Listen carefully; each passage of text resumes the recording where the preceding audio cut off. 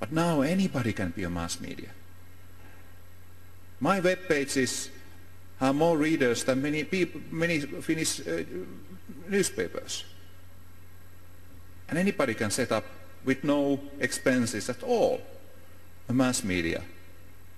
And for example, when we talk about these web discussions, you say that, okay, we should close down those web discussions where people are being insulted. Okay. How many minutes does it take to set up a new web discussion forum? Not too many. And the next one you set up abroad. And one thing that I have not been able to understand is why things get so difficult when you go to digital world. For example, take this Unabomber.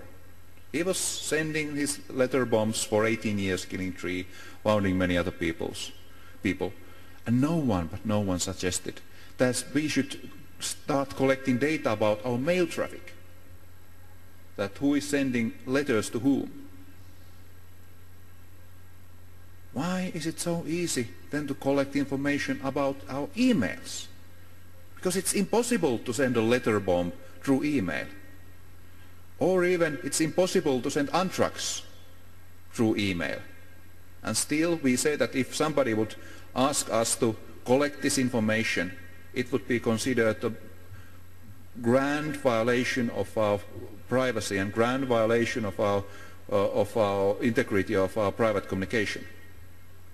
Why is email different than letter mail? Tell me. I don't know how to pronounce this domiciliary piece. This that my house, privacy of my home is inviolable. And we have been thinking that this is something that somebody comes inside our house and does without our permission, breaks this piece. But what if he comes through internet? What if he installs snoopware or other kind of malware on my computer without my consent? Is that a violation of my domiciliary peace? In my opinion, it is. But for example, in Finland, there was a recent case when the court decided that it's totally legal to harass somebody with text messages, because the law doesn't say anything about text messages. It says only something about phone calls.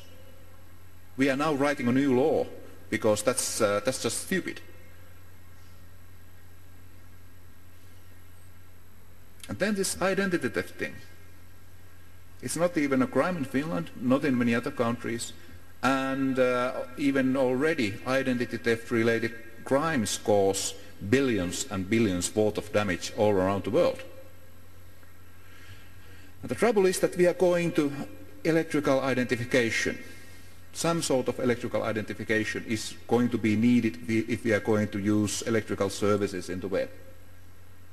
And we want to be certain that for example, our account data, our health data, or other data is only available to us.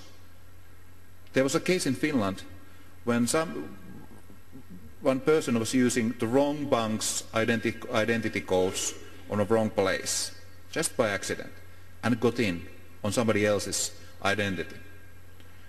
The bank said that it's one in a million case that something like that happens. It's not so distant future when we are going to have millions of electrical identifications every day. Once in a million is not good enough. It's just like in aircraft industry. When we are having millions of aeroplanes flying, once in a million is not good enough, because otherwise we would have accidents every day. And when we go to biometrics, then it gets really scary. Because if you have somebody's biometric data, you can pretend to be anybody. And it's very difficult to get a new fingerprint or a DNA.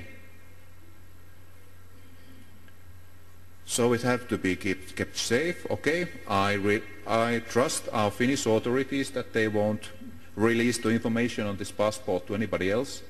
But do I trust, for example, each and every customs officer that reads this data to his database?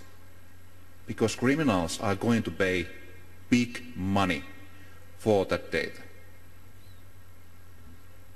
So I think identity should become a new civil right, correspond to privacy, freedom of expression, and so on. And finally, I'll end here. Sorry, I've overstepped my time limit already, but this is something I always want to ask, because we think that our privacy is threatened by some outside force, some criminals, some identity theft crime ring or something, some hackers abroad. But who is actually the main reason behind violations of privacy? If you look, for example, to reports of our privacy ombudsman. So, your daughter or your son has a boyfriend or girlfriend, and you have an untraceable access to a database with his income data, health data, crime records, bank records. Would you take a look? Hands up if you would never violate his or her privacy like that. Hands up only if there was something suspicious with him. His pupils were dilated when I saw him last time. Of course, I'm a mother, I'm a father. You are politicians, you are not putting yourself up to this because you know that you might be asked afterwards what you voted. But when I ask this so that people raise hands, I usually get 1 or 2. When I ask them to vote so that they can do it anonymously, privately, they press 3 or 4. So the real threat to our information security, our trust on information systems, on our privacy, is not some outside force. It's each and every one of us. So when we make these systems, we have to make them so secure that they are secure even from ourselves. Thank you.